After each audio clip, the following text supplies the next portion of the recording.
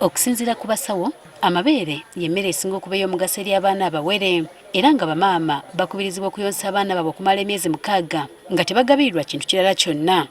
Kyokka olw'embeera y'ensajjudde okukakalukana mu mirimu n'ensonga endala, abakyala bangi beesanga nga tebasobodde kuyonsa abaana baabwe mu budde, ekibawaliriza okwekamula amabeere bagabawe mu kaseera akatuufu.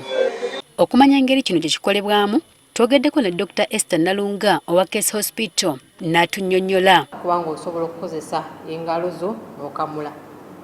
Tuyina ze tuyita manual breast pump. Eno manual breast pump gwa providing a suction. Ne tuyina ne ze bayita electric breast pump. Ero gwe tolina kyokola. Ogicharginga, yeebeera ne power emala n'oteekako. Atubuulidde nti eri maama akozesa engalo okukamula amabeere, ebbeere talina kulikwatanga bw'asanze. Waliwo engeri ey'enjawulo gye lirina okukwatibwamu. Okozesa thumb ne zino engalo za wansi, ebbeere liriko ekintu ekiddugavu. Awo wetukusuubira okuba ng'okwata, ogenda onyiga ng'okyusa position so that ducts zonna. Ducts bulinga obuntu obutereka amata, so that ducts zonna obeera ng'ozinyiga. Kyokka oyinza okwebuuza nti omanyi otya nti ebbeere likaze olyoke olekerawo okulikamula. Nga tegakyajja. Kubanga oba otandika bubeera bujja butondotondo. Let down wetandika kati ng'omubiri guzze mu sink. Awo gatandika okusprayinga nga obeera okamente. Kati neyo spray emala neggwamu kubanga kati eyo let down erekeddaawo. Mu mbeera yonna, omusawo agamba nti obuyonjo kintu kikulu ddala. Oba ogenda kukamuza mikono, tukusuubira nti onaaba engalo zo ne sabbuuni n'amazzi n'ozikaza bulungi. Akakopo okogenda oteekawo okukamula, tukusuubira nti wakasterilizinze, ate tusuubira nti naawe maama naawe otukula. Oba ogenda kukozesa pampu, ekisookera tukusuubira okubeera nga pampu ezo n'ogijjamu patisi zonna n'ozooza n'ozisterilizinga. Because obuntu obwo otabuuza butereka germs. Kati ng'omaze okugakamula, omusawo agamba nti galina engeri ez'enjawulo n'ekiseera mw'oyinza okugakuumira okugewaza okwonooneka sinakindi okuleetera omwana obuzibu. Waliwo abakyala abali mu kyalo tolina fridge, naawe osobola okuteeka mu konteina etukula, naye bwe gaba gali ku room temperature ogatadde wano ku mmeeza gasobola okumalawo essaawa 4.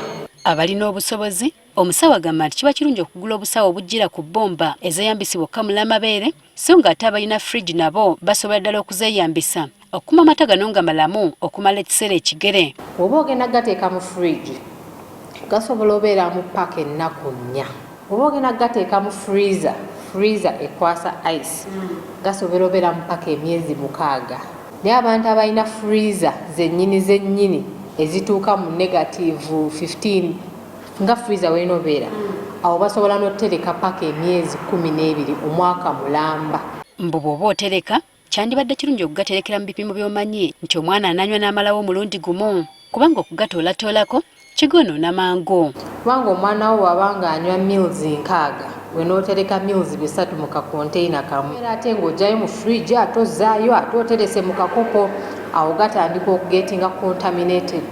Newankubadde engeri eno yeesinga okukuuma obulungi amata, omusawo agamba nti tolina kugawa mwana nga gannyogoga, so nga n'okugatuuza ku muliro butereevu okugabugumya nakyo kigonoona. Kubanga bw'okola ekyo, nutrients zonna ze twagala mu mata gano obeera nga ozoonoonye. Kati w'ogassa tugambe ogenda gamuwera mu boto eno gituuze mu kikopo ekirimu amazzi agabuguma. Mu kutereka amata gano tekyetaagisa kugatabiikiriza oba kugaliranya kintu kirala kyonna nga kiyinza okugaviirako okufuuka ag'obulabe eri omwana aganywa. Naye si gattika nti wano mata, ate wano apples, ate wano miyembe, ate wano nnyama. Ogenda kutabula ebintu ate oleeta obukyafu mu mata g'omwana. N'amata agaterekeddwa ne gakwata bbalaafu oba ice, omusawo agamba tegakozesebwa mirundi gisukka mu gumu ne bwe gaba gasigaddemu. Tosobola kuddamu gafrizinga. Ekyo kiyise. Naye osobola okugazza mu fridge essaawa ng'emu oba 2. Newankubadde okugabirira omwana amabeere amakamule kirungi, kisobola ddala okumuleetera obuzibu singa teweegendereza. Jennifer Kabaale, Agafeeyo ku Spark TV.